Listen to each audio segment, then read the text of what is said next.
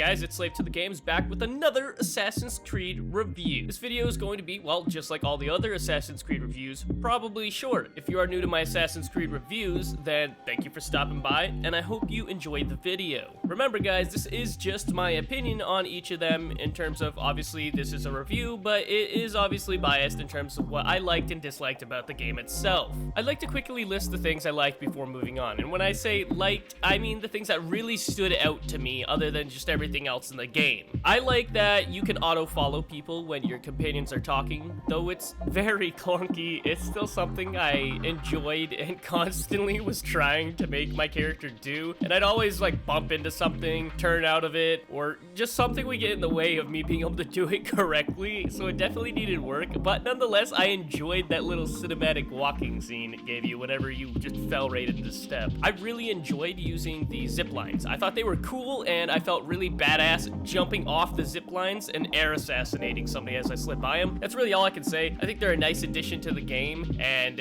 I don't really know if it fit. You know, I was about to say it fit in the world, but I actually don't really know if it fit. Oh well. I really enjoyed the base defense and the recruiting of assassins, the sending them out on missions, being able to place them in the world, see them in the world. It is the most fleshed out version of this so far up to Revelations from the first Assassin's Creed, and it is so well done that I really wanted to find myself keep playing them, keep doing those side missions, sending my assassins out on missions, actually fighting with my assassins, recruiting more assassins, capturing the dens, etc. But in the end I didn't, because it really didn't add anything to the story, and I'm kind of short on time, and I really need to catch up to the 6 more Assassin's Creed games I need to beat before Valhalla comes out. So unfortunately I didn't get to experience all of that, but I still got to experience the main story and everything tied to that. But nonetheless, if I did not have to worry about time and I had a really long time, I would have definitely spent hours playing this game, getting recruitment up, playing the base defense, building my dens to the top, etc. It was a lot of fun. I haven't really seen people talk about the eagle sight specifically in this one, and I never really saw it quite like this. I think the eagle sight in this one allows you to, well, see a bunch of targets, and then if you hover over them for a little bit, it identifies the targets or doesn't identify them. And I really like how it was used in this game. I don't know if it was used in any other games like this exact example, but obviously I'll find out after playing through them. Now, nothing really felt, well, more in place than the additional executions and the slow motion in combat that just kind of made you look and feel even more badass. And finally, navigational cinematic missions are cool, really cool, even if they feel forced and definitely are out of place in the story, but they're still really cool. Once again, I want to mention before moving on to the end of the video that I just played through the main missions, literally from point A to point B. If I were not trying to catch up with the full series before Valhalla released, I would have done a lot more. I would have done all of the extra goodies, and I probably would have spent a lot more time just roaming around. But for better or worse, none of this actually matters to the story itself and can be completely skipped if you want to. Like Assassin's Creed 1, everything story-wise is tied to the main missions in bits and pieces that add nothing being attached to the side content, really.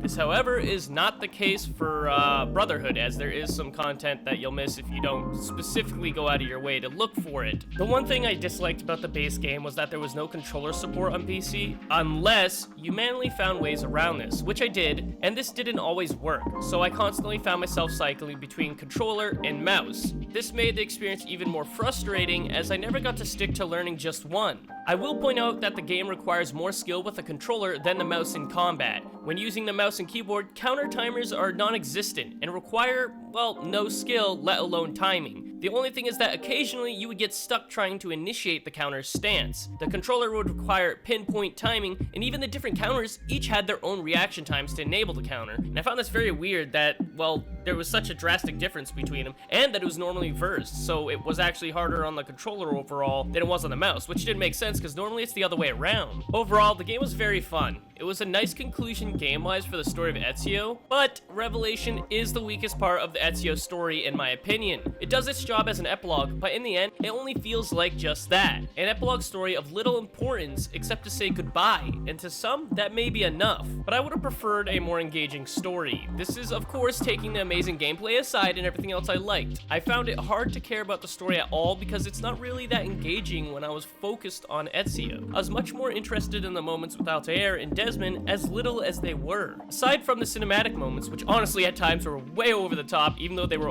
also the most fun moments, there was a brief shock or two, but I still trudged along until I finally beat it, allowing me to move on to the next game. I stress that it was not a bad trudging along, just a calm amble through a relaxing playthrough that I had wished was more intense, epic, or well, in the end, more of a bang. So finally, my last thing that I wanted to say is that while I think the gameplay was by far the best I've seen since Assassin's Creed 1, hands down, the story fell short itself, and it didn't live up to how I would have expected somebody's story to conclude. Anyways, guys, this is the end of the video. I hope you enjoyed it. If you did, don't forget to leave a like and subscribe. Thank you guys for stopping by and while hanging out with me, listening to me ramble on. And then if you want to, optionally think about joining my Patreon and check out my merch store to help further support me and what I do, and then join my Discord with the link below so you can be a part of the growing community and, well, talk to me when I'm not releasing something or on the off chance that, well, I'm just not busy at that time coming up with other videos. But I'll try to reply as soon as possible, whether it's a comment on YouTube, a comment in Discord, or anywhere else that you can reach me. It's been fun, guys, and I'll see you in the next video release.